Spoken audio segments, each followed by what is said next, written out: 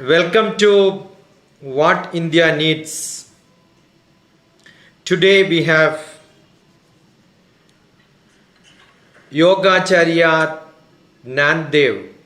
Beautiful name. Nandev. That's what everybody is looking for. And he's joining from Portugal. And Yogacharya also has got his activities in Wales, right? And he is a teacher of yoga. Most of the people you will see, they have the Ananda, the word. Most of the Swamijis use the word Ananda. So Gidananda Yoga, though his name is not with Ananda, the ashram which he runs is with the Gidananda Yoga. One thing which people cannot, generally if you ask a student what is the most horrible thing, they will say acquiring knowledge is the most horrible, boring. But we have somebody here with the name of Gnana and he runs blissfulness, happiness. The ultimate knowledge is what gives you liberation. In the management principle, Maslow's law ends with self-actualization. That is what you attain when you get into Samadhi. It's not that simple. Maybe to preach it is very simple, but it is hard to teach somebody. So I don't want to read what he has in his website describing what Nandev. I don't want to mug up or look at it and read, because we have with us he himself who can probably give us a short life journey, because that's a great learning. Traveling from India, from the east to west, and making people in the west to understand what Eastern philosophy is, because most of the Indians from India look to west to learn what west can give us, and we keep blaming most of the time what west has given to us. I remember one of my friend came to my small village school, and then I asked the teacher, do you have anything to ask? So he was telling, you people ruled us and then left all bad things to us. I said, it is neither his grandfather, it is not your grandfather who is fighting here, I said. So we keep blaming what probably somebody has done long years back, but we don't understand how much respect they have. I had the great opportunity of talking to people in the West when I did programs in America. Conducted an ethnic festival with a lot of songs, 6 different language songs, including Sanskrit, Hindi, Tamil, Malayalam, Gujarati, Bangla. All part of India was covered there. It's like a real pan-India. And the interest in which they look at every detail, word by word, they keep on understanding. That's why you see how beautifully they understand and analyze. I'm sure with a lot of years of experience, with Deepika Saini, I'm sure there will be a lot of things to explore and understand to share for all of us. So, welcome to What India Needs. Nandev ji, we want your journey first and see what you have to give as a message to the youth for taking it forward. Welcome. Please. Namaste everyone. It's such a privilege to be here, and it's interesting really you putting it back on me. And the one thing, Deepika knows it very well, I really hate talking about myself. I kind of like to really follow like what our great rishis did, just putting our own name behind and then moving straight into the teachings and wisdom that we can take it from it, sort of like putting the ego behind. So for me, the name and all this detail we can do of each other is just another way to feed into each other's ego. So I'm really grateful and appreciate your simplest way to introduce to this beautiful satsang. I guess coming to my own journey, really, being born in India in a very typical Hindu family, and very lucky. Back then as a child, I used to think, what terrible parents I got because they are very strict. You know, there is a strict vegetarian rule: no drinking, no smoking. You cannot go out and watch movies. There is such a strong guideline, and I'm sure as a child, we all have been through that going through the young boy and then in the teenage and all that generation, the hormonal boost that we went through. But until we really come out of, you know, that situation to see what happens when we don't follow the discipline. That's where you actually understand the beauty of the discipline itself. So I was very lucky and grateful really for whatever the karma I must have done in my previous life. We born in such a beautiful country, such an amazing people, amazing wisdom. You know, we are so enriched with these amazing gurus, these amazing sadhus, ashrams everywhere. And to me, our first root of the problem, when I look at it, it really begins with taking our spirituality, our living science, life science, we can call it. To me, the yoga, the Vedas, the Upanishads, all the teachings we have been given, we have been blessed with, these are the living teachings or the living wisdom we all have been blessed with. And you know, when I look back from even my own life, I reflect into it, what I understood at my first part of life, thought that this is something we need to learn. It was almost like remembering there was a Lord Rama and he gone through that life. There is the Pandavas and the Kauravas, they went through the battle. But actually, until we come out of that historical event and go into the wisdom, the educational event of it, what is the education, what is the wisdom in it? It seems to be like we are creating more toxin, more pain for ourselves. As you know, Swami Vivekananda, one of the great Rishi and the great modern yoga master, follow not in physical sense. So, you know, I wasn't really lucky enough to be born with him. But I follow all his teachings, and you know, one of his beautiful teachings is that if any education we have taken, it's not practical, it's not useful, it's not applicable, it is like a poison. So for me, you know, being born in such an amazing country, such an amazing teachings, but at the same time seeing how we all are not following it. And you know, I can begin with that simple as sort of we lost that what we call the authenticity or the simplicity of life. And I don't want to go in what is morally right or wrong. But there are so many things, so many life activities we take part in where we do one thing and we say something totally different. So I might drink in my house, but when I come out in public, I will say, I don't drink. I might smoke, but when I come out in public, I don't smoke. So it's almost like there is something deep in all of us that we know what is right, we know what is appropriate, but we somehow conflicting that. And to me, our biggest problem is conflicting our own heart. And that's where, you know, I grew up in such an amazing culture, and I guess I was really lucky and blessed to have such parents where they all lived that clean, that pure life. And when you are in that environment, you don't really have much to kind of go out and about it.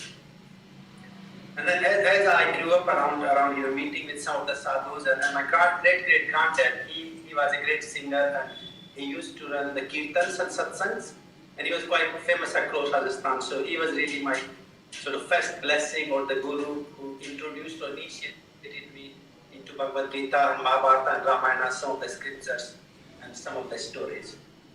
And then going through my education, I studied pharmacy, and then I did the physics and maths. I loved the science. And gradually I got into yoga and meditation. And I guess for me, the minute I was introduced into yoga and meditation, and some of what I used to believe back then is the esoteric or mystical or mythological teachings and wisdom. Once I got into doing or practicing or following them in my own sadhana, every time I went into the practice, I realized that there is no such thing as mystical or mythological teachings in our Vedas, in our Upanishads and the Vedanta. They are only mystical, only mythological if we are reading them and not practicing them. Well, for me, you know, it's like the way I have always understood this idea of the myth or the mythological, mystical. we are all connected through this online discourse, online satsang. But in reality, it's only my belief, isn't it? My heart believes, my mind believes that you all are listening. Is it real, or is it like we all are being connected on the one screen by this amazing technology, which we know that technology can do that. So we can be actually nodding our head and sort of making each other feel like we are here, we are listening, we're talking to each other. So until we really experience that connectedness between all of us together into this satsang, in this collective group, we all are myth, we all are mystical energy or the space for each other. And I guess that the way we have understood the yogic, these Vedic teachings, it's almost like we want to understand them, practice, we want to learn them, but not practice and bring that into application. So going through my own sadhana, sort of, having some of my own realizations and coming to meeting with some of these ancient Vedic gurus, some of these amazing masters who had these experiences, to understand these practices. And then as I went through my journey, which I'm just cutting it short, and then, lucky enough that, living around like a monk, which sort of, I always had that vision that I wanted to experience my life as a monk. And also clearly, with the blessing of my granddad, I also had this clear vision that the Vedic ashrams used to be a household ashram. So they never really lived the way ashrams we have created in India, across the world really, that the ashram and the celibacy or, this untouchable kind of relationship that is very, very new to our Hindu or Vedic system. So that was sort of my vision, and then Deepika appeared in my life in Pondicherry, in the ashram, Ananda ashram, you can say she is baby. And here we just kind of, our parents fell in love. I guess my parents fell in love with Deepika more than me, and they asked if we both getting married. And yeah, we got married, and with the marriage, I guess we both had a bit of agreement, which I do recommend everyone when you get married, please sit down and talk to your partner, your relation you're getting in, that it has to be a middle path. A relationship, it cannot be a man or a woman controlling or dominating a relation. It has to be the middle path of Shiva and Shakti. This is, to me, a true example of a relationship. Look at all the scriptures, given the teachings given to us by Lord Shiva and Parvati. It's the pure discussion between them. And lots of people sort of debate like, oh, the Lord Shiva has this wisdom and he was sharing it with Parvati. And I laugh about it, like, wow, she is the one curiously asking him a question. And if somebody is having that level of inquiry, I in my mind always wonder, does that person already know it? Because if you don't really know about, say, physics, why would you ask me the quantum, what is quantum energy? So she already had that sort of intellectual awareness. So I guess for me, meeting with Deepika and then getting in relationship and then getting married sort of got us to that level of discussion, and we having our own sort of like continuous satsangs going on.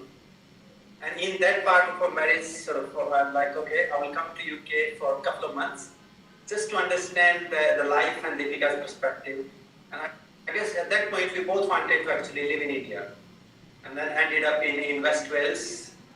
It's sort of like coming from the hot desert or extreme Indian heat into the extreme rain. And honestly, it's a total opposite. And that's also, I see it down to my guru, because I used to complain to one of my guru in Rajasthan every day.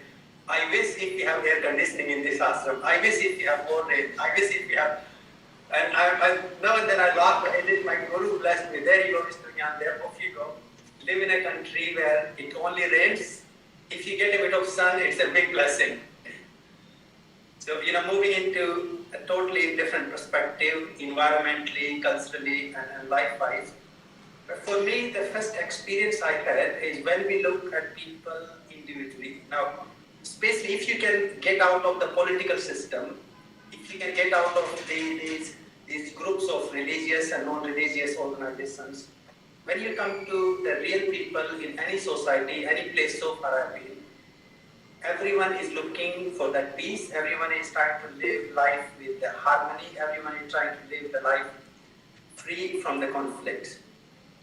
And the way people welcome both of us to teach yoga and to share our Hindu, our Vedic teaching and Vedic culture, I guess almost like the culture absorbed me in it. And it's been 13, 14 years that we never had actually a chance to sit back and discuss like, okay, when are we going to go back to India? So to me, the biggest realization in these years is actually how much important our teachings, our wisdom, our culture that we all have lived and taken it for granted. So suddenly I begin to talk to people about our Vedas talk about ahimsa. Let's try not to harm somebody. Let's try not to harm somebody in physical, in mental, emotional sense. Can we also not harm somebody in our speech, in our thoughts, in our feelings? And it sort of begins to me the amazing thing here, people actually, when you give them this sort of practices, they are not a wisdom to learn, they are wisdom to practice. And people come back, oh yeah, they are really sort of constantly picking my own weed in my head. I pick the weed whenever I'm feeling angry about something, whenever I'm feeling annoyed about somebody, whenever I'm feeling upset about somebody. I remind myself not to harm. So to me, the first revolution that comes to me since I moved here, that the practices we have been blessed with, they are not something, a philosophy or a mystical and mythological idea to learn. And I guess to me, the big change happened in my first year of being in West Wales was my own understanding and realization that the Yoga Darshan, or Upanishads, or Vedanta, or different darshans we call about, they are not the philosophy to learn. They are more, the darshan word itself translates as the viewpoint. It's the eye, the drashti, how you look at things, how you judge, how you perceive, and how you make your choices around each and every life event. And I think that the day I realized that our Vedic teachings, our Hindu teachings, they are the practical solution, applied, applicable lifestyle that we all can follow. And this is something actually genetically can call it, or epigenetically samskara. As we talk about the samskara, each one of us have the individual samskara or the individual karma. So that makes you an individual person. The way your appearance is, the way you think, the way you feel, the way you have your actions, reactions. But then we also have what we call the parivarik or the family samskara. So that's what sort of information that brings you in a particular family. So if you ever have thought like, oh, I'm just born into this family for no reason, I must tell you that there is a big karmic and a samskaric information region that pulls you in that family. Then we have the even bigger collective karma at the level of our desha or country. So we all born in that situation because there has to be a big karmic or samskaric energy that drives us or pulls us into that wisdom, into that living culture. And when you think that way, sort of like understanding and realizing that we have been given or blessed with this wisdom, these teachings, but can we actually practice them? I guess our issue really begins in my understanding, is when we look at what we have already gained and what we try to practice. And that's something when I talk about education, I will come to put a bit more light into it. So yeah, as the United Kingdom or the West Wales really absorbed us into that beautiful situation, and I guess for me and Deepika, the way ashram really grew there was more people just took us forward. In beginning somebody said, oh, can you teach us a class? Can you talk about something? Can you give us a satsang? Can you both do some bhajans and kirtan? Then somebody asked us, can we do some yoga teacher training courses? And this is how we really sort of come together. And along with that, me and Deepika, for quite a few years now, we are looking to develop a center where we can not only provide the teachings of yoga, the Vedic teachings or our Hindu lifestyle, Also, we want to educate people how to grow and eat proper healthy food. We also want to help people to learn to live in community. And then gradually we want to really develop a scientific sort of organization where we would like to go into the research and development, but purely the Vedic teaching. So instead of us trying to catch up with the West, my vision is the West is actually trying to catch up with us.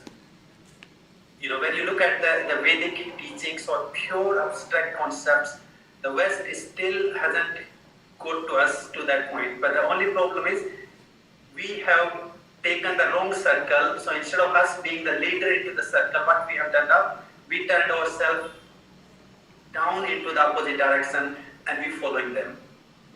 And so that's where my journey for now. So I will stop for a minute and then I will go into each one topic by topic. That was a great circle of discussion, east to west and west to east. We cannot hear you. Good unmute please here. That was a great discussion on west to east and east to west circle. I wish people come on to video. It will be always pleasing for the speaker instead of hiding yourself with your name in the front. He was mentioning about Life Made Simple. I was keeping that book which I wrote. This is called Life Made Simple. It can be downloaded. I will give you the link, Nandev. Oh, yes, please. It was so wonderful that people hide and speak something else. So samskaram is lost. And you are mentioning that what is essential is to understand the essence of learning. It is not learning, it is understanding and practicing. There is a great question Gandhari asked Duryodhana. You are mentioning Mahabharata, so that verses were coming in me, so I couldn't stop. When Gandhari asked Duryodhana, why my son, why you have become like this? You are also educated from the same college, same academic institution where Dharmaputra also studied. Both of them had same guru. But we have one person who became Dharmaputra and the other became Adharmaputra. What went wrong with you? So immediately, what just now Nandev was mentioning, the answer came, Nana Janami Dharmam. Oh mother, I know what is Dharmam. I also studied, I will get distinction mark. Maybe 100 out of 100. If you ask me questions, I can answer. Janami Dharmam Nachame Pravritti. I am not able to use it in practice. Janami Adharmam. I know what is not to be practiced. Theoretically, I know that it is not to be done. That's what you are mentioning, like smoking, or I know it should not be done. But hidingly we do it. That is because Janamya Dharmam Nachame Nivritti. I am not able to stop doing it. Why? Kenapi Kamena Hridistidena Yatha Niyuktosi Tatha Karomi. It is my desire which controls me, not my buddhi, logic, not my dharma, what I have to practice. So that's where samskara makes difference. So I'm sure that is where not individual who can make a difference, only when you have satsang. Your community with whom you are. The family in which you took birth. So samskaram is not individual. It is from the family. It is from the professional job which you do. You cannot ask a police not to get angry, because his job itself is getting angry. You cannot ask a lawyer not to lie, because he earns by lying. You cannot ask a chartered accountant not to make wrong accounts. His job is making wrong accounts. You cannot ask a surgeon not to cut somebody's body. His job is cutting body. So I am sure the profession which you take also determines what sort of satsang you have and what practice you have. It's so well said. Traditionally, Bharatiya, there are few people joined, so I'm just summing up what he said so far. Traditionally, we had sannyasis, rishis who were staying as a family, and their traditional job was to teach. Morning also I was mentioning in one of my session, where the mentoring, teaching, guru, rishi, everyone was same. And they had students all across the globe. We had students where Krishna and Kuchela studied in same school. They traveled across the states to come and study. It is not that Krishna's parents were not able to afford having a guru at home and then teach. No, but you have to get into society, understand different parts of life. So the way of life is to be understood. And that mingling is what is missing today. Because the teachers don't mingle well with the students. Especially, I had a great concept, Nandev, we would like to share with you that Please. during this pandemic, I kept on saying it is the young children who are from grade 3 to age 3 who are suffering maximum, because that's a time when social life is to be imbibed in them.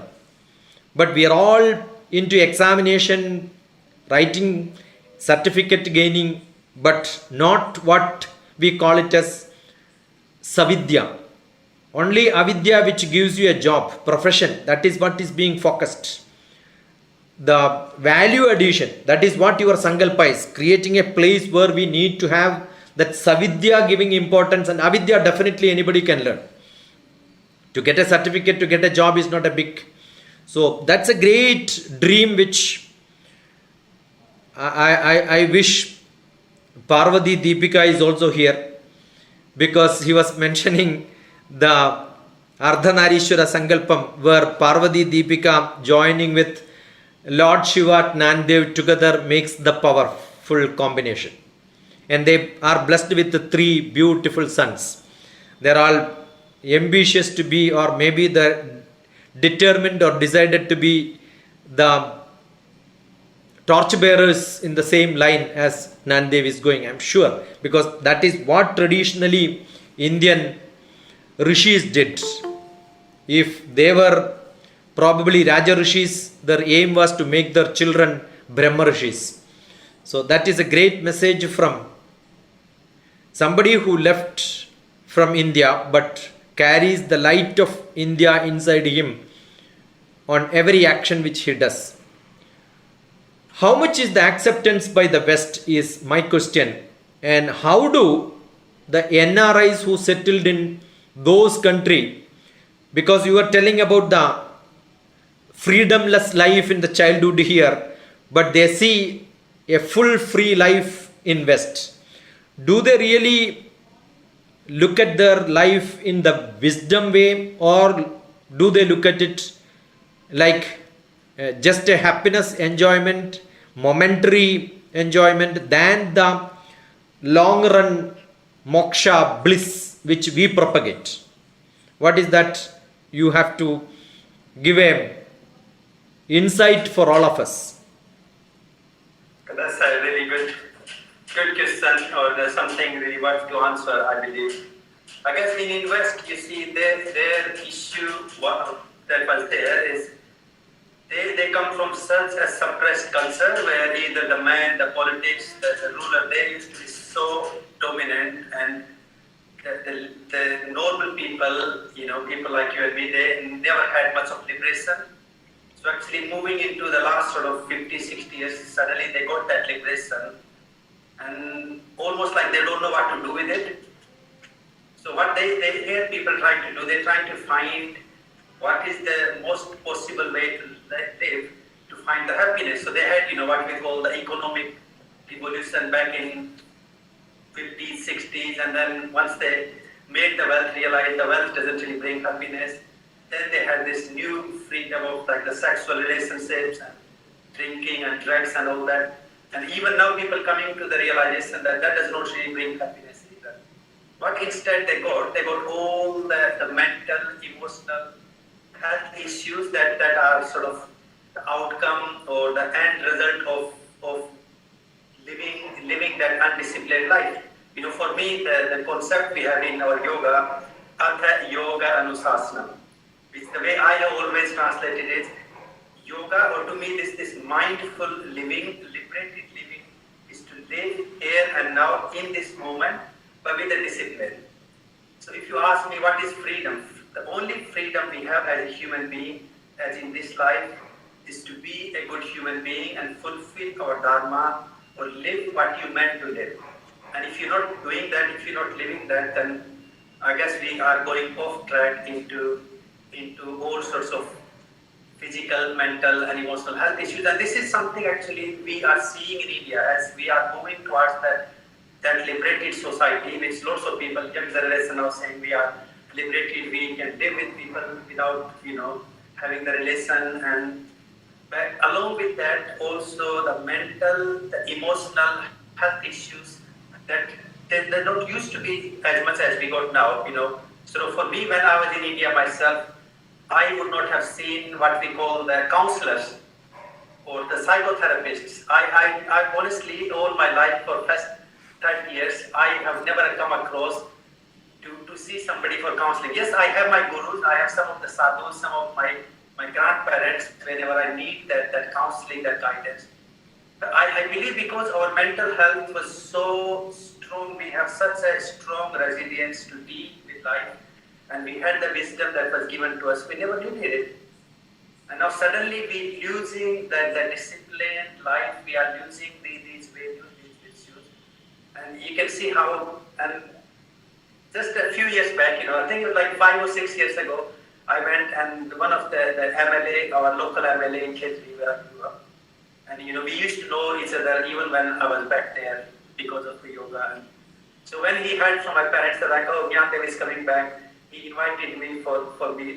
And I went to have lunch with him, and he said, oh, I'm going to take you for a tour to see how much development we have done in Khetri. So he was pointing me out like, so now in last 4 or 5 years, we got 4 dentists, we got this mental health ward, we got this. And everything he was pointing to me, he was taking a big pride in it. And for me, I was feeling like quite depressed about it. And at the end, I was like, I'm not really sure if you are showing me if we are progressing or we are actually moving down into health crisis. Because I said, when I grew up, we only never had a dentist other than there was one dentist that will come once in a week in the government hospital. So I said, I believe that we never actually needed a dentist because we were using the knee stick. You just break a stick and rub your teeth, chew it and rub your teeth. And touchwood never had a tooth problem because that got everything we needed. And suddenly that being removed, we being forced into, our media or information into all these chocolates and puddings and sweets and the laddus and all these Indian sweets and our health is just going downhill. And that's the difference. I guess the way the West really welcomed us or welcomed the teachings, because they are seeking for the wisdom that has been well tried and tested, because they have tried all other things to find happiness. Well, we are actually in that loop now, and I believe though, like in next 10, 15, 20 years, we will also in India, we will realize that this is not really bringing true happiness or joyfulness. So hopefully we will come back to our original teachings or the original life. So that's I guess the difference between the West and East. Really, what they have done, we are doing it now. If that makes some sense. So your village is close to Lucknow? Say that again, please. Your village is close to Lucknow? Oh no, we are in Rajasthan, we are like 4 hours from Delhi. Oh, there is another Khetri there, yeah, fine. Yeah, we are in Rajasthan. Yeah. I was just listening to you that, we keep talking about the development when we have more hospitals, but we forget what Mahatma Gandhi wanted. He wanted villages with no hospitals. His Grama Sankalpa was entirely different from what we have today. The government takes pride, as you said. We have more facilities to take care of the health problems. That means you are anticipating problems. But yes, how do you say that during pandemic, if the Western world is suffering probably more than what India is suffering? Is it because of the societal commitment or the strength which we gained traditionally with the lifestyle which we have? what is the conflict? Is the development is the conflict, or the lifestyle is the conflict, or with the attack of the unprecedented activities like this? How do we take care of that if we are not equipped with all this? So do we have to go with the government development style or go with the Mahatma Gandhi's Gram Swarup style? I guess for me, this is another good point really, because you see, the Mahatma Gandhi's vision was based on purely on our Vedic grammar or the village system.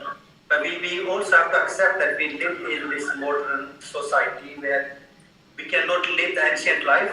We have to come up to this, I don't want to call it standard, but we have to come up to the same level with the rest of the world. Because in that development, you see, when you think of the peace in our society, the peace only comes with the strength, with the bravery. So we have to develop ourselves to that level. Otherwise, we will end up being like people. What happened to them? They were purely living their spiritual life. They had no way to defend themselves. And I can see the same sort of stuff happening with the Bhutan and Nepal. So no, we have to move forward with the modern society, with the modern development. Right? For me, in that modern development, we don't have to lose our essence. And the conflict is not actually in the development itself. Conflict is in when we lose our own essence, our own wisdom, and we're using the value, the culture that we have. So the development and the culture are not ever anti or against each other. What we lived in the Vedic time, that life can still be lived where we are now, because that life doesn't talk about what house you live, what vehicle you're driving, or what sort of. It talks about the inner peace, the inner tranquility, how you master yourself. And to me, the typical example I always have used is our King Janaka. He was the greatest of the saints, the greatest of the soul or the master. Being a king, still he lived the simplest of the life. So the development does not hinder our inner potential development. So we need to develop with the rest of the world. Instead of catching up with them, we need to develop our own individual potential. And that's, I think, again, the big problem we have. We're trying to catch up with the West instead of living our own potential. So coming back to what happened over the COVID crisis really in the pandemic, you see, I guess our Indian system, because of our lifestyle, we still are so much more connected to the earth. We are also connected to living the life with the nature. But like in the West, people, even the food that comes on our plate is so many times sterilized, so we don't really get all those living organisms that we need for our health and well-being. It's just something what to look at, how many different bacteria or the viruses living off our skin. So to me, if you are using that soap, the chemical soap that we have been sold in our modern time, you are actually destroying the health and well-being of your skin. Because your skin needs them. Same if you're eating the food that is totally being disinfected or washed with the chemicals, so your gut, your intestines are digesting the food with the help of all these bacteria. So I believe in India we still have the connection. We get to touch the earth, we get to pick a carrot or something from the land somewhere. You can go to the farmer's market. And having that does bring a bit of immunity compared to the rest of the world so much more better. And I definitely see, I don't really number-wise, lots of people have argued that in India we have so much more COVID cases, but when you compare that in percentage, we are not even 1% of the rest of the world. The problem in India, I guess we struggled with it, the biggest crisis was really the population, because we are too many people and you cannot provide resources for too many people overnight.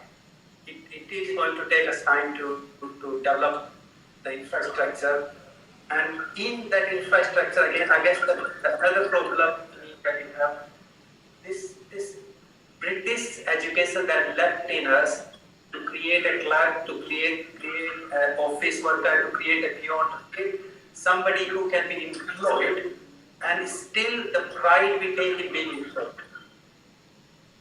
If I tell somebody, I run my own business, it's almost like, oh, and it's interesting. I was listening one of the funny comedy yesterday, and then this guy, poor boy, he got this family coming to see him for the engagement.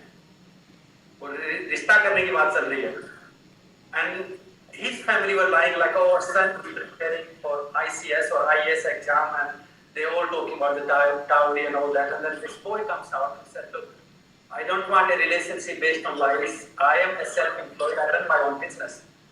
And they're like, oh, what do you do? He said, oh, I have a chai and a samosa stall. We got like a big place with big chai, samosa, and pakoras and Indian sweets. And then people looked at him like, oh, that's what you do.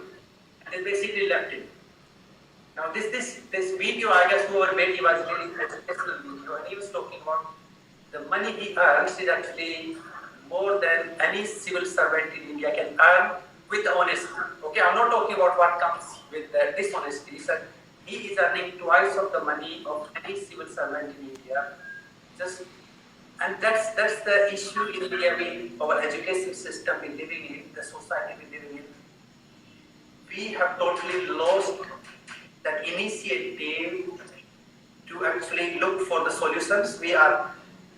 It's almost like we're depending on somebody else. We're depending on the government, we're depending on politics, we're depending, even somebody has to, enforce the police on our streets to tell people, stay home, don't go out, please, if not necessary, don't go out, don't spread, which we should not have to need that. It's the each and every individual as a unit. And this is where the way the grammar or the ancient Indian system used to be. Each and every individual was highly respected for the karma, for the dharma they were born for, and they were fulfilling their duty. So either you are a king or you are the one who sweeps that street. They both had or need to have that equal respect, and they both need to live their own potentials. Because if you get the street cleaner, the person who only have the potential to clean the street or only make a nice meal, become a cook, and you make them a prime minister. And really, if you look at the mess in our country has been made because we had all these politicians, the governments being ruled on top of such an intellectual country who don't even have money statement. People cannot even talk about anything. They don't know what they're talking about. So at least for last couple of years, we had a man who can actually talk about India, who have some sort of data, some sort of fact. So that has been a big difference, I guess, in the East and West when we look at the way we dealt with the situation. Because here the population is so much less, people are so it's very easy to follow some of the rules and the lockdown compared to India, I guess. And the number-wise, it seems to be very less, but I guess because of the life that we live connected with the nature, it does give us a bit more upper hand on the body immunity. And I do really wish each Indian that please, if you have the opportunity to buy the food from the local markets where you know that farmers just has picked up his carrots or the tomatoes and something, bring them in your house and try to eat them wash them with the clean water, but try not to use the disinfectants. And that's the blessing. That's a great message, because in the first few days we were mainly discussing on how the producers from the local farmer can be used and popularized. But just now you were making some mention, probably the politicians, if the backing is not there, what happens is, though you have a big idea, that is not being taken to the public. Because in the earlier first part of our discussions, we were mentioning about the Grama Sankalpa of Mahatma Gandhi. To be very frank, I was believing Grama Sankalpa was Mahatma Gandhi, and I also mentioned it is Grama Sankalpa of Mahatma Gandhi because that is how it is heard. Because you mentioned about the political aspect and how people can take the power and the positions and the kingly involvement, all that makes a lot of differences. Until and unless I stayed in Amaravati, there is a small ashram owned by, I don't know whether Nandev knows this, There is an ashram by Tukadoji Maharaj. They, Maharashtra. Yeah, Maharashtra Amravati. Maharashtra Amravati. I happened to stay there for 3 days for a camp for making youth aspiring for civil service, IAS. And that life was like a village which probably before my birth, 1950s, or during that time, how a village could have been. I had a brush and paste, but there was not even a pipe. And I was asked to wash the glass with mud.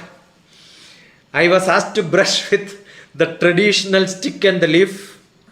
And 3 days I lived. And I heard that that is where Mahatma Gandhi learned his Gram Swaraj. Actually, the patent is not Mahatma Gandhi's Gram Swaraj. You must read the Grama Sankalpa of Tukadaji Maharaj. Exactly that. And that village got lot of awards for the sample village Gram Swarup, because before the decentralization also how the village was running, even after decentralization it is ran the same way. Evening I was having a satsang along with the collector. I was the keynote speaker and the collector was the guest of honor there, and we had an evening where beautiful music but no electric lights. It was all done in the moonlight, and that is what I think. All of them use their own vegetable which is grown in that village. They are independent. It's like self-sufficient village. And still, even in 21st century, I don't know what happened for the last 5 to 6 years. It just happened 6 years, 7 years back. It's a beautiful place to visit and understand how India is and how India is still living in the same state. You drove me back to those Sankalpas, but how practically we can do it, whether that will happen at least in some place. As samples we have the cleanest village in the world, or probably Asia in the northeast we have. But do we have those rivers? I know my eldest brother is here. In our childhood we used to go and drink water from the river itself. Whenever we feel thirsty, go and drink water from the river. I don't know today we are able to make it like that. I have only seen in Austria the Gras river water is supplied in all the hotels for drinking directly without even filtering. I don't know whether we have that environment concept. Is it just pollution because of population, or is it the way of life? And how do we educate the next generation to understand? Because we know the purest of the pure Ganga. When we say that the few years, there are a lot of projects happening, but on the ground, reality, what is happening? Probably we want your views on this. Yeah, I guess again, for me, I experience it more than you all, and the reason I experience it, because when I used to be in India, you don't really notice much. It's almost like becomes part of our life, and I really like Dr. Nanda's comment, and he always says, think of your nose.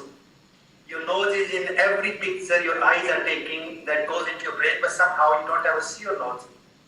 So this is like the way we see our life and our surroundings, it almost become our nose. So it's there, the pollution, the rubbish is there, but almost like we just ignore it to such an extent that it doesn't exist anymore. So I guess for me, coming out of India and coming to especially the West Wales, we do have such an amazing community, sort of like the whole county we live in.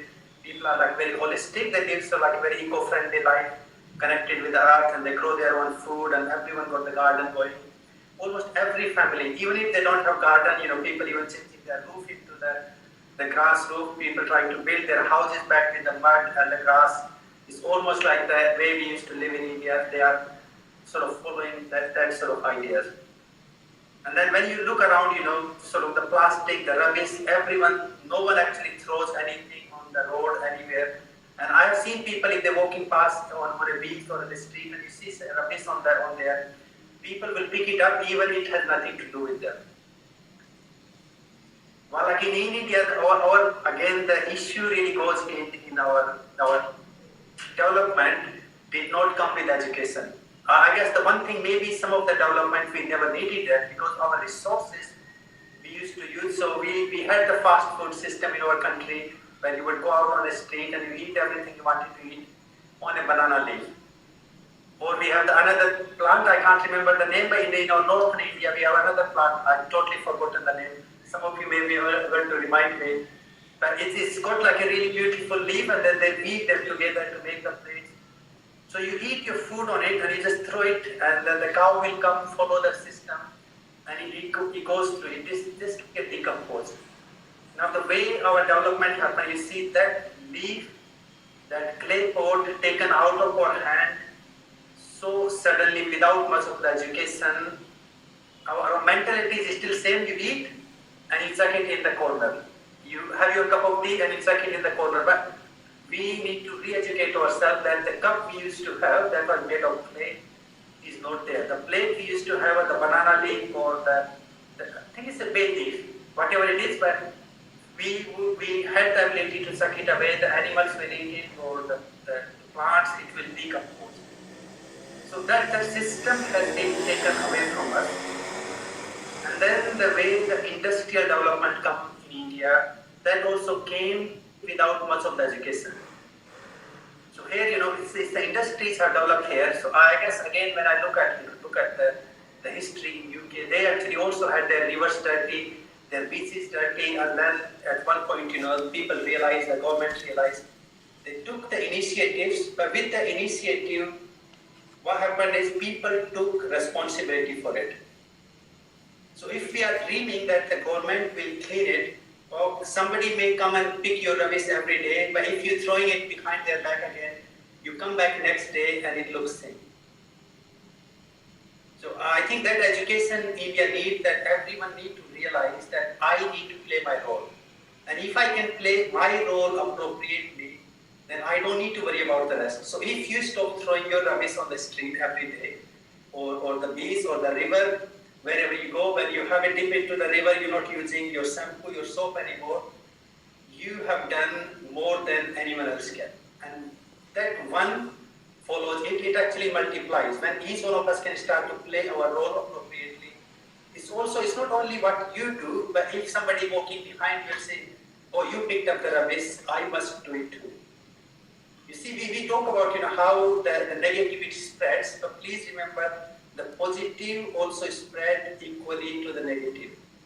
The only thing is, positive things, we put them into the hidden corner, we don't talk about it, we don't appreciate it. The negative things get all the appreciation, somehow we all are attracted to the negative news. And whenever somebody talks positive, we just like, oh, there you go, another one boring person talking about something good. So I guess each individual will need to take a responsibility to what we have the vision going on in India, Swachh Bharat. And it's something, whenever I go back, even like last time, we all were in one of the taxi. He was just about to throw his water bottle out, and I had a really good talk with him. And he was sort of like, oh, the government has to do it, I pay tax. And I'm like, yes, government has to do it, but for somebody to clean your house, do you have to make a mess? Do you have to bring a bucket of sand and chuck it all over the floor so somebody can come and sweep the floor? And to me, that's the initiative we all Indians need in India. That I don't have to throw the rubbish so somebody can prove that they can clean it up. We don't have to do certain things. So it's just coming back to that self-discipline, I would say. That's what India needs. I remember when I was traveling in Singapore, I heard earlier if you throw the chocolate cover out, police will come and catch. So we were traveling in a taxi. I was jokingly asking the taxi driver, if I just throw, what will happen? I am not seeing police around. So immediately the taxi driver said, police will not catch you, but I will catch you, he said. So it is the responsibility of every citizen to see that what government wants to do, we have a hand to give. I am sure the dream of Nandev for creating at least, probably in some other part of India, a village like what Tukadaji Maharaj had. So I am seeing another Tukadaji Maharaj in Nandev. Probably then we will have another Mahatma Gandhi who will take your message and let him take the credit, but doesn't matter. Let us be somebody who starts taking this message forward, and I wish Nandev will have a better role to play in showing India what we are supposed to do, and that is what India needs. We need role models like you who will make a difference in action on the ground with your initiative. I'm sure we will have a group of people work towards this. So we will open up this forum for others to ask questions. Let us be very specific questions to, we will start with the Professor Ravi only. I saw you and some other people writing in the chat box there is a disturbance. I know Nandev is sitting not very close to the mic. There will be some disturbances. I'll tell you, if myself and Professor Ravi walks in Charminar is not a silent place, but still we can have a beautiful dialogue between us. Yeah. If we don't listen to that dialogue and listen to what is happening around, you will see a lot of noises. That's what first I learned from my Guru Swami Rama. Understood? Shraddhavan labhate jnanam. Let anybody make noise. If Nanadev's son is coming and disturbing, for you and me it looks like disturbing. But Nandev is never disturbed. Because his attention is what he is doing. It is not that I am not seeing. Immediately somebody will say there are a lot of disturbance. Keep apart all the disturbance. Your attention matters. And if you can attend, I don't get distracted even if Ravi keeps on talking in between. I will do my job. But I am seeing somebody else also getting distracted. That's why I wanted to say that. So I am not distracted. I'll tell you, in Ghaziabad I was giving a lecture. A small child was roaming around. I was not caring. I continued my lecture. When somebody asked why you did not ask the child to go and sit there, I said I was not worried about the child. But more worried was the mother of the child was gone behind to catch the child back and make to sit, and most of the people were looking at how beautifully the mother is playing, but not the way the child is playing. And I scolded like this gently. What the mother did was, mother went and sat there with a trumped cheek, with a reddish lips and all that. The child was looking back and seeing the mother is in full anger. The child went and sat beside, no more disturbance in the hall. So sometimes what happens is, your attention goes on disturbance, many disturbance will happen. I wanted to give that. That is why I mentioned your name and then said stop. Otherwise I am not. I was seeing the chat box if there is some question, but I am seeing only there is a disturbance. Yes, but how does it matter? My attention is not in that any problem. I am only looking at, I can maybe 2 years are given by God. Anywhere it comes, I can grasp. Maybe it's like a different lesson. I guess it's quite an interesting thing really for me when I think of my yoga or the life itself. The whole culture we learn into. We grew up living in such big families, and in that family you will still find your individual personality, you will find your individual fulfillment, the individual peace and happiness. And that's what really the Hindu culture does. So you have to be connected with the universality, Vasudev Kutumbakam. But in that Kutumbakam, you also have to realize Atmajnana, the self-realization, the realization of the self. And if you can establish yourself in that inner self, your true self, then everything else is just an opportunity. For me, there is no distraction. It's an opportunity that is constantly, the universe is testing us out. Are you Adhikari? Are you good enough to be in this place? Can you take this opportunity? Can you take this talk? Can you do this work? And really, the escapism is not part of our Hinduism. I must admit another thing that we have done wrong in last 100 years or something. We are running away from our families, our real life, and think the peace and the family are two separate things. But wherever you go, you will find the same situation. The only thing will change. Instead of your own family surrounding you, you will be surrounded by somebody else's family. As a sadhu, I experienced that, either I was surrounded with my parents or instead of my parents, suddenly I got another guru sitting there and telling me what to do and what not to do.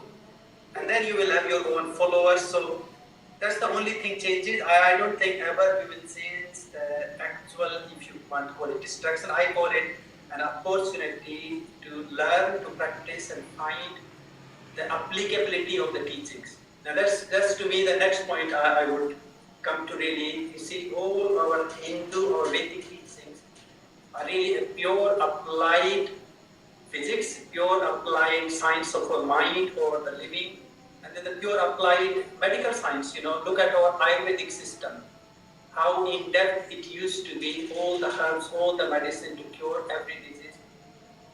Then we have the concepts like in Sankhya. Some of the Sankhya yoga concepts I understood, so we don't ever take pride in our own education. We are so much indulged and focusing on the Western education system. And actually, when you listen some of the Western scientists, even Einstein mentioned, I remember one of the book I was reading from him, he said, every time he felt he was lost and he can't find the answer, he would refer to the Upanishads. And really, his theory of relativity, his theory of even the Big Bang theory we read, and we say, like, this is how the creation began. Actually, if you put the two teachings together, the Big Bang theory and then the Sankhya concept of evolution, or read Bhagavad Gita and look at that from a scientific eye, a real perspective. Instead of thinking, the Krishna said that before anything else existed, there was only the divine, the supreme consciousness, and the Prakriti, the Purusha and Prakriti. Or we are talking about the consciousness and the potential. And he said that potential and the Purusha were only in a form of seed or the bindu. So the bindu is sort of like, to me, is the dot. Dot is, the dot when you put on your pen, you are actually looking at a collection of hundreds and hundreds of dots. If you have only one of them, you would not even be able to see from your naked eyes. So he refers that. Now, if you look at that in the Big Bang theory of evolution, how our universe comes together, they also say at one point there was nothing, and in that nothingness we have the potential. And in that potential we have what they call it is the dark energy or the dark consciousness. So we are using a much nicer word for it. We are saying there was the Purusha, the consciousness, or this living wisdom that is there. And then with now when we look at the string theory, they are talking in that potential nothingness, we have suddenly the sound manifest from somewhere. And they said we don't know where that comes from. Well, in our yogic, in our Hindu teaching, we are talking about, because the Prakriti is there, so the Prakriti is the potential, and then the Purusha is the conscious element in it. Well, why the Prakriti and Purusha there? So there is something, isn't it? It's not nothing. And there is something that always going to have the vibration, going to have the sound. And we use the word for that sound is the pranava, the om, the sound of the divine, sound of the Prakriti, sound of the absolute potential. And when that sound resonates, it explodes. And through that explosion, we have, all our 36 elements coming step by step in, and that those elements, your consciousness accumulates the wisdom, the way you need to be yourself. And I sort of try to explain it in the simplest way. Think of our computers or the phone, the iPad, the tablet, whatever you got in our modern time. Well, those are the assembly of the hardware, and then in that hardware, what we put the software. So if you think of the software as a consciousness and the hardware as your physical body, the only difference, the way the Sankhya explains, you see the software comes first. So your software is your consciousness. With that consciousness, then you got your karma, your samskaras, all that makes you that individual I, Asmita, you can call it, the ego that is there, the buddhi, the mind is there. And based on your information, then you accumulate the hardware. And honestly, to me, when I think of that, such an amazing sort of concept, that's where now our quantum science, they are talking about it, that there has to be some sort of consciousness that actually accumulates everything it needs to manifest everything. Why, sort of think of, we all might be eating I'm just going to use the word mango because I love the mangoes more than anything. something else in India. Or we all might have the one mango, okay, let's just think that, and we take a slice each. And each one of us eating this one slice of the same mango, well, I hope neither of us going to turn into mango. But what happens? The mango turns into us. So that is the software, that is the consciousness we are talking about, that we are living in, that is sort of really taking everything through and decoding that information, that wisdom, that energy, and it becomes us. So to me, the next point I would love to bring in is we need to actually take pride in our own wisdom, in our own science, in our own education system, and let go of the modern education system. We must at some point let go of this I really call it the British education system we have been given. And I know I do have a huge love and respect for Mahatma Gandhi, the Gandhiji, I love doing this. But at the same time, in my perspective, you see the India and the Bharatvarsh, when you look at our ancestral history, we are the country of warriors. We are the country of warriors who have the ability to protect peace, who have the ability to protect righteousness, who have the ability to defend themselves. We are talking about Lord Krishna teaching the concept of ahimsa to Arjuna in the middle of the battle. So I think for me, when I think of Gandhi, I personally feel he took it to such an extreme against the British, and that actually has still become a big barrier in our Indian heart. We are still trying to live that non-violent, that non-harmful, or that what we call the non-cooperation kind of life, but actually because that foreign system is not there, now we have taken those practices against our own will. We have taken that Swaraj to like, oh, somebody else will do it. I'm just going to tie my hands around and I'm going to sit back and wait for somebody else to fix, wait for somebody else to take the initiative. And we have to remind ourselves that we are the country of the greatest of the warriors in the history. So instead of us dwelling too much on our last couple of 100 years of history, we need to jump through that hoop and look back into the history that brings pride, that makes us feel Indian, that makes us feel, I'm so grateful that I'm born in this country. And what can I do to take that culture, to take that wisdom, to take that education forward? And that's something we are really missing. Because we just see ourselves as a backward country, as a poor country. But I can tell you, we are not. We are one of the wealthiest country. We are one of the most educated country. We have so much wisdom, we have so much teaching, but we just need to value it again. It's almost like somebody needs to come and tell us that what we got already is too much. But can we live it? Can we actually bring the potential out of the resources, the nature, the bliss that we have? And the day we all can awake with that mindset, that consciousness, I can tell you, we will be back into our golden age. Because we got enough of the resources, we got enough water, we got enough air, we got enough forest, we got enough minerals. Anything we need is there. But somehow we all are too much running into what job I can get. We need to find out what I can do, what I can offer to my country, to my culture, to my nature. Then we look at our language, like we have the Sanskrit, such an amazing sort of scientifically organized language. We have all other 32 other languages. Each language brings such a beauty, such a joy, and almost we are trying to not actually invest in that. To me, the first step is actually investing in each one of our heart, that let's take responsibility. This is my country. I must do everything I can. This is, in India, we always call it Mother Earth, Bharat Mata. But how many of us actually live that concept? It's almost like if I have to stand on a big month, with a big audience, Bharat Mata ki jai, and then when we walk off that stage, we are throwing the rubbish on it. And to me, that jai we talk about, that the praise we bring in, we need to bring that in our practice. Truly said. I think it's boundless, limitless discussions. Ravi ji, please. And the reason I'm really saying this because we do have this potential to limit.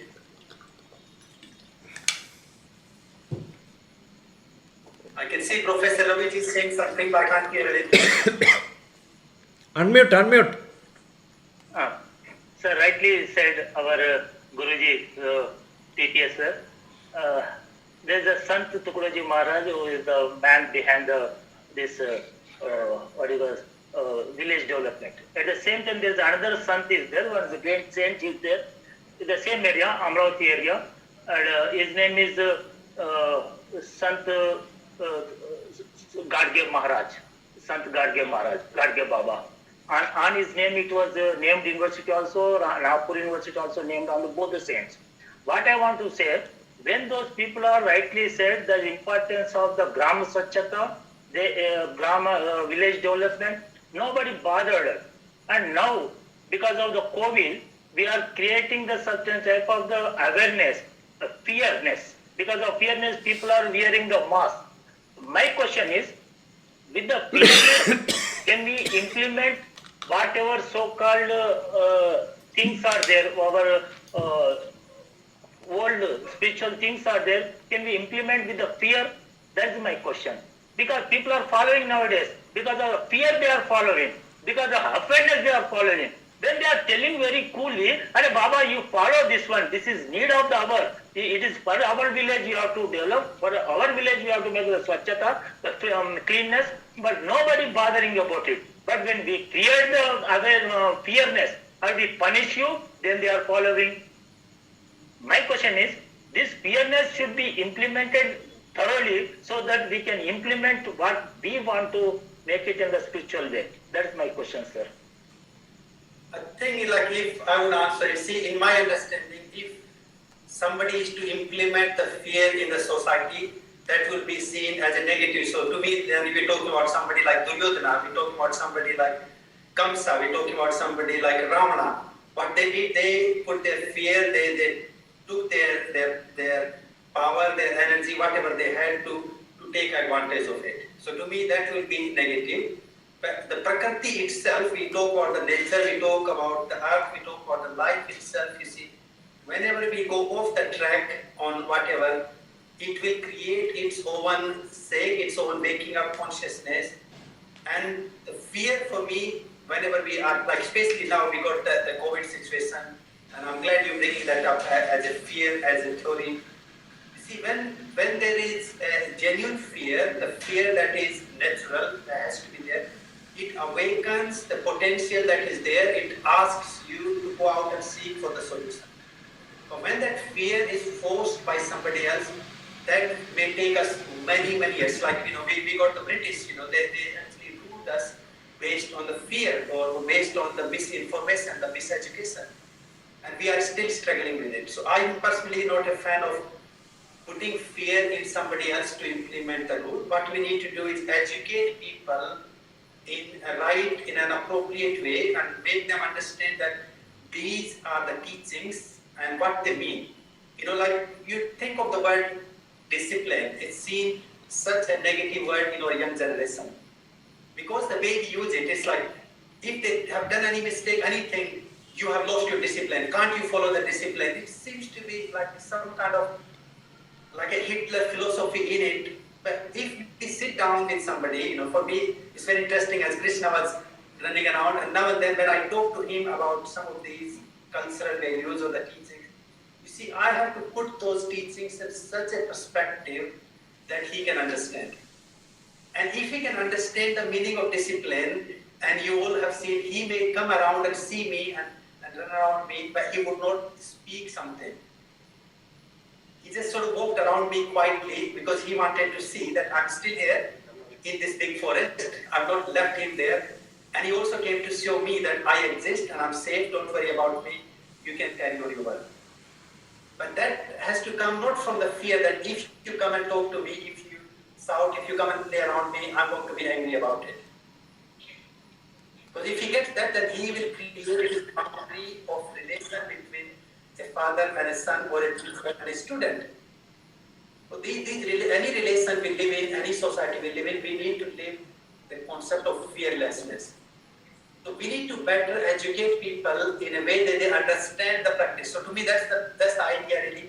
If we educate each individual in India that the plastic you have taken, if you throw it out on the road, throw it out on wherever you are, that rubbish is going to be there, going to toxicate our earth, toxicate our water or air.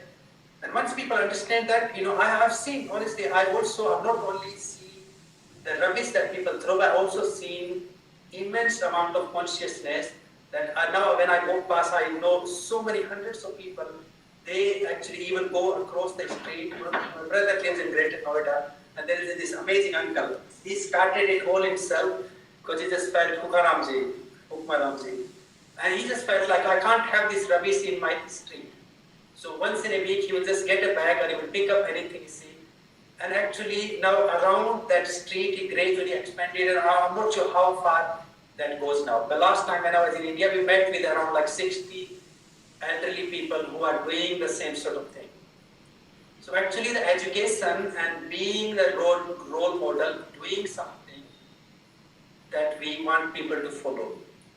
We have to come out of the preaching into teaching, and the teaching into becoming the model of the teaching or the wisdom. And when you become the model, as Krishna says in Bhagavad Gita himself, he said, look, I am the divine, I am the absolute Brahman. Because I have taken the birth in human form, I also must do my duty. If I don't do my duty, then people will follow me. So to me, the fear is not necessary for our evolution. We need to become fearless. But we also need to have the fear of being wrong or doing something wrong. So the fear actually has its positive value. But if I am the one to implement the fear on people, I would say it becomes negative. I would be totally against that. For me, if I want to teach someone Adhyatma, teach someone Hinduism, teach someone Yoga, I want to teach it from the love, not from the base. I would never agree on if you don't follow the ahimsa, you're going to end up in hell. To me, that's what we call the preaching principle or the fear principle. I would say if you practice yoga, you will find your peace, your equanimity, gradually you will be self-realized, you will be liberated from the cycle. But if you don't do it, I would never go in that myself. That's me. Yeah. Anybody else who want to have Thank some you. quick Thank you, questions? sir. Some quick questions from somebody else. I saw Iyer ji, Gopalakrishnan ji mentioning something on the chat box. If you could sum it up and ask few questions. Anyone? Unmute yourself and then yes. Iyer ji, you have to unmute. You are talking but not unmuted. You can only do that. I cannot do it here. Please unmute yourself. Iyer ji. Yeah. Yes. Done. Okay. Yes. You can be heard. Am I audible? Yes, you are audible. Thank you very much, Dr. TPS, offering me to speak for 2 minutes or 3 minutes. I just have no question because what Jananda says is absolutely true. But its working conditions are not good in this country. On the ground level, things are not good, especially in the cities. But education is the only way I know, and that can come in the house and in the school and in the employed place. As long as we teach the children to have a sense of belonging, this is my simple understanding, not as learned as people there are. As long as we teach people to know that this belongs to them, and therefore the cleanliness, the attitude, the pollution, the throwing of waste paper, that anything should be done. What happens, anything can be done. See, what happens, I live close to a beach, and every weekend we have some beach revelers. I play in a small ground which I clean myself. And I find that every Monday morning I have to clear a lot of wasted eateries and all those things. Several attempts with the corporation and all are working in fits and starts. But the only way possible is in the house, the parents, and in the school, the teachers should insist regularly on high order of cleanliness in public places. Thank you, Dr. TPS, for asking me to speak. This is my understanding. It may be a very limited understanding. But even today, I can assure you, even today, if you come tomorrow morning, you will find me cleaning a small play area where I go from 6:30 to 8. And invariably at the end weekends, I find some unnecessary bottles, etc. I do it, but what else can be done? But people around, people living right opposite to that ground are unconcerned. This is the lack of sense of belonging. People educated, well-trained people. Education only can improve the country. Fear cannot improve. Fear will last for some time. This pandemic will go. So many pandemics we have seen. They will all go. Don't worry. But what will stand is our base of education. Everywhere we must talk about cleanliness. Everywhere we must talk about uprightness. Everywhere in the core. I wonder why our friend said about lawyers and chartered accountants. Kindly, I know there are some very, very honest and upright lawyers and upright chartered accountants who stand for value systems. I know them personally.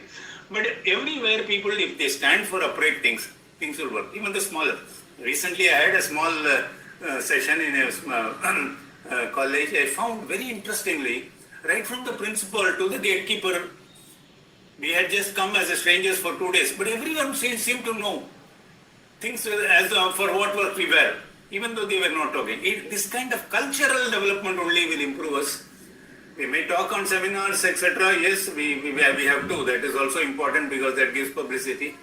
And this is my simple thinking, sir. I don't want to take more time. I'm very happy to be in this group, and my respects to Gyananandaji and TPS and Professor Ravi. And this is the first time I'm seeing him. Nice meeting you, Mr. Ravi, and we'll keep meeting often.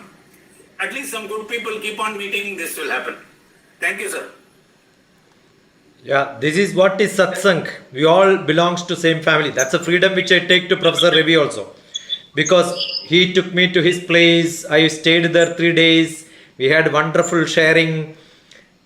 He fed me at his house. And we keep on meeting every day and night. So probably that gives a lot of freedom for us to interact. That is what is the family, extended family, Vasudhaiva Kudumbakam, which Nananda was mentioning.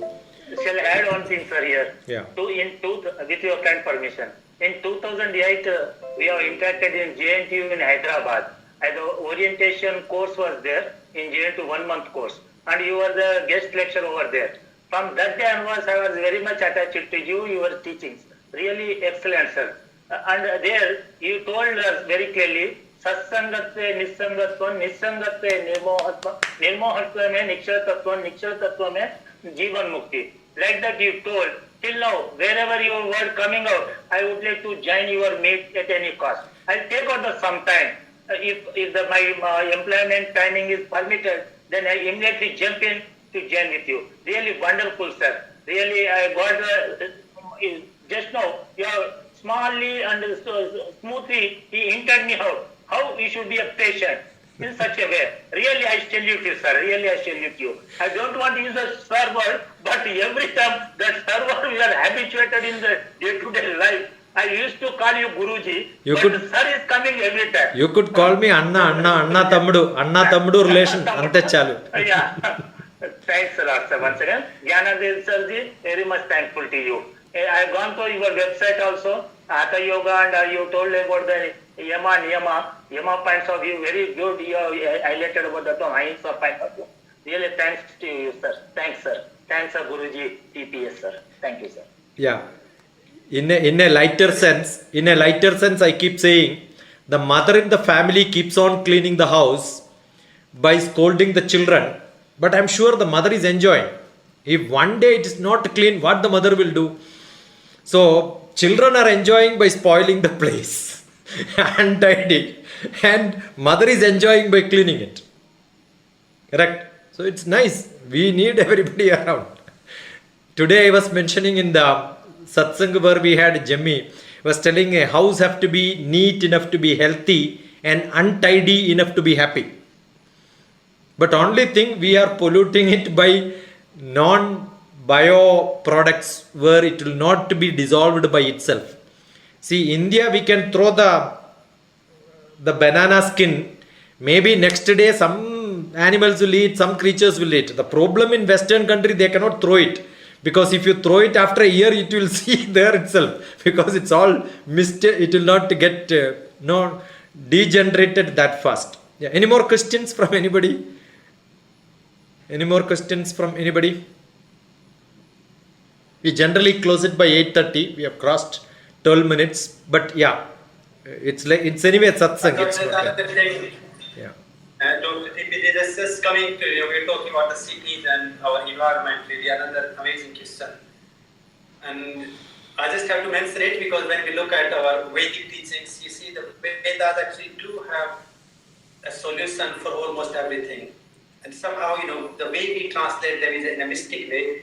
We actually, if you demystify them and look at the essence of it, one of the Vedic teaching, I can't remember exactly which Upanishad, but it talks about that each household in the house must have a tulsi plant. And to me, that's a solution for people who are living in cities. Bring some, if you cannot have the forest outside, bring the little herbal plants and these herbs and the plants that brings life, that brings prana in your house. So, that to me, when you look at some of these teachings, another one we have is the people tree and our bhagat tree, that it must be preserved. And the way that the yogis translated, the rishis said, there is a dwelling or the domain of the goddess Lakshmi and the goddess God Vishnu. So if you do any harm to it, you are harming. So if you understand these teachings and these perspectives and bring them in your life, that the one way to worship the divine is also to plant a tree, to plant a herb. And that's, to me, that was the teaching. And instead of seeing that there is this sort of like a direct divine in it, you got to see that divine is manifesting in your house through the herbal properties or through the fresh air you get, the fresh prana you get.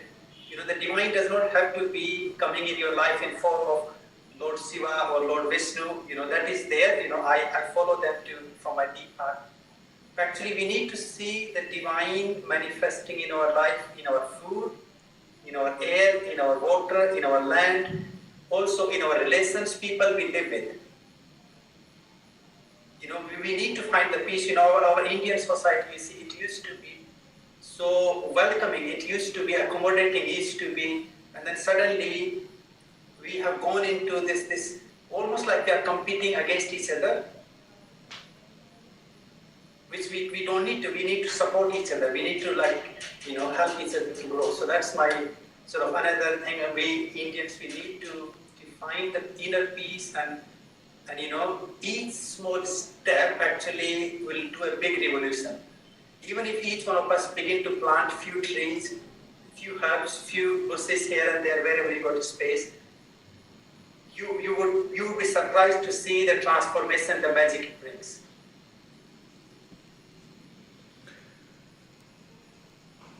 Really true.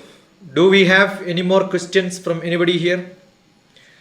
Nandev, another input, I will send you one of the tulsi which I planted when I was in Delhi office.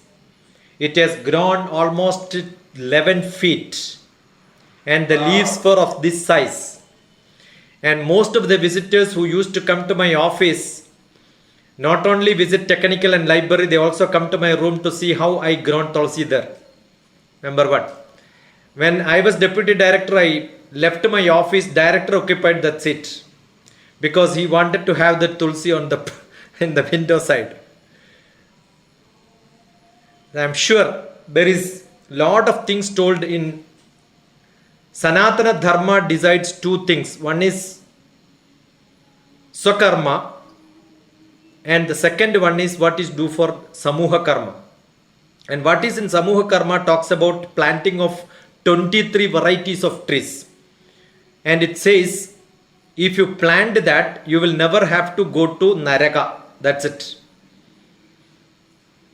Ishtapurtam, Ishtate Labate Surgam Purte Moksham Avapnuyet. And what is moksha giving is that karma, not Ishtakarma. Ishtakarma is my prayer, my dhyanam, my preachings. No. Purte Moksham Avapnuyet. What is Purta Karma? Purta Karma is Vapi Kupa Tadakani Devadana Nanicha Anna Pradana Mudyanam Purta Mitya Vidiyate. Plant some trees which will give fruits for somebody else, not to me. What a great thought Bharatiya Sankalpa had. You reminds me for many of the teachings which my Guru gave me during our satsang, maybe long years back, he is not there. So I'm sure there are a lot of things we have to part with the next generation to take this. I was telling, before we started, we had a dialogue. I was telling our idea is to spread this concern to the next generation so that they will learn little bit here and there. This is what we are trying to do. If you don't have any more questions, we will call it a day for the great day. I think Nandev ji, I am not going to leave you. We are going to have many more satsang, either individually together or probably with few groups. We always have got, it's not a large group, but we have few family members. And that family members, because every day it's happening for 20 days, I'm sure people will have their own priorities. We chose this because we have to tie up with the timings of the people from West. Because some of the people were from the West, they want 10 a.m. That's how it has been posted at 7:30 to, 7:15 to 8:30. So that it's not a good time for Indians, because this is the time for dinner and then chit chat with family, beautiful programs. This is the prime time show in the televisions, no? And I'm sure we are all sacrificing that for this dialogue. It's a great thing. So we can't see a lot of people coming, but I'm sure this is getting posted and all of them are seeing, because I get every time when I post my YouTube, they will say that we are seeing it, but it may not reflect in the YouTube because they are seeing in their own. Now WhatsApp and YouTube has a tie-up. So you see on WhatsApp, YouTube will not show the numbers. But doesn't matter. I think if you make a joke show, probably there will be 10,000 and we can earn a lot. But I am not monetizing my YouTube because I know that we are doing serious things, not fun, right? So it's a great message. We enjoyed, and your dream of having a place, don't think that you will make it in Wales and Egypt or somewhere else, not in some other place. We will offer you a place. Deepika ji, Parvadima is there, or only kids are there? And you are seeing a lot of small noises. That's our next generation. Rishi is making some music. You must enjoy all that. That's why. That's how they live. That's how the life is, right? There is a great saying my professor told me once: when you decide to have a house in the forest, don't worry about the flies. When you decide to have a house in the city, don't worry about the sound of the vehicles, right? Shanteyalli mane madiyavanu shabdamentanu hedarige. So when you decide to have a house in the market, don't worry about the sound. So it's a satsang, it's a family meet. We are not doing a very official program. So everybody has got this ability to make their own noises. Yeah, no problem. Anything to add? Otherwise, we'll call it. Yeah. Can I tell us now, in today's takeaway, I thought was the statement made by Swamiji, and which struck me very much, and that is that to be human is the first thing every human being should learn. I take it as a base takeaway. Thank you very much. Being human is human being. Being social is social being. That is how we are social being and human being. Ena kena prakarena yasya kasyabi dehinaha sandosham janayat pratna tadaivam Ishwara pujanam. Ishwara puja is do something somewhere, one small fraction if you do it, and it helps somebody else. Not a temporary happiness, as Nandev was telling, most of the people look for temporary happiness, but a longer happiness if you can stay, that is blissfulness. And that blissfulness is what Nandev is given with the Jnanam and Anandam Ashramam. His name is Jnanam and his ashram is Anandam. So I am sure when you get Jnanam, Anandam will come. Beautiful combination. And namaste and pranams to Deepika ma'am, Deepika ji, Deepika ma. Ma'am and ma is same. Deepika ma. Deepika is there. Deepika is there. Parvati Deepika. Yeah. Say namaskaram to and regards to Deepika Ma.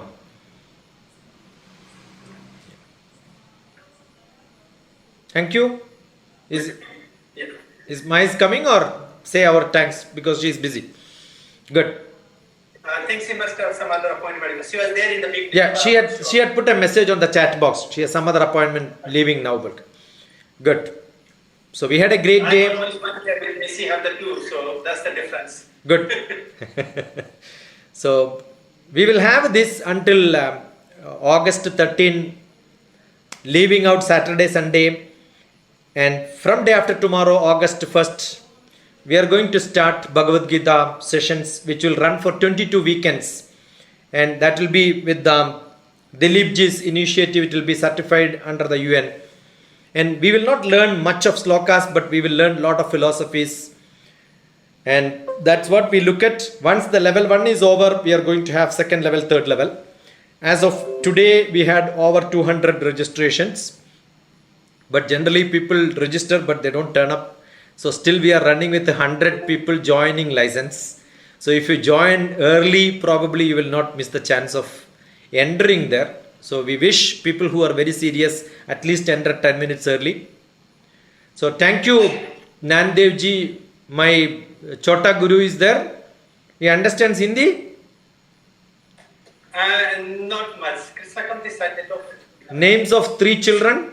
You had 3 boys, right? Namaste. He is the youngest one, Sri Krishna. Yeah. And the middle one is Mahadev. Yeah. And then the eldest one is Siddha. Sid. So Sri Krishna, love you. Are you going to sing a bhajan? Can you sing a bhajan together and then finish? Yes, definitely yes. Okay, both can do it together. Which one shall we do? We love to hear you. Okay, let's start. Yeah. Start. Follow me. Hari Bol, Hari Bol, Hari Hari Bol. Hari Bol, Hari Bol, Hari Hari Bol. Kesava Madhava Govinda Bol. Kesava Madhava Govinda Bol.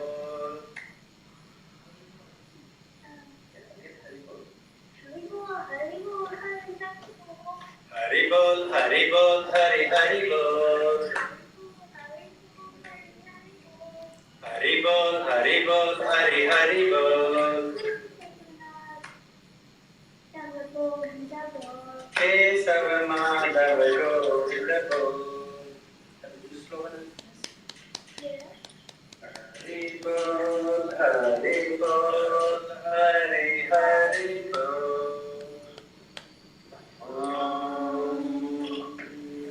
Pranams, namaskaram to all of you. It was a great day. That's the lesson I was talking about with the kids. We have to teach them in their way. If I would make you to sit down and meditate with me. No, not necessarily. That's what I keep saying. You can be uncomfortably comfortable and comfortably uncomfortable. It's all the mindset. Wonderful. Namaste, Krishna. Thank you very much for really beautiful satsang, and I enjoyed. Yeah. listening Thank all of you. God bless you all.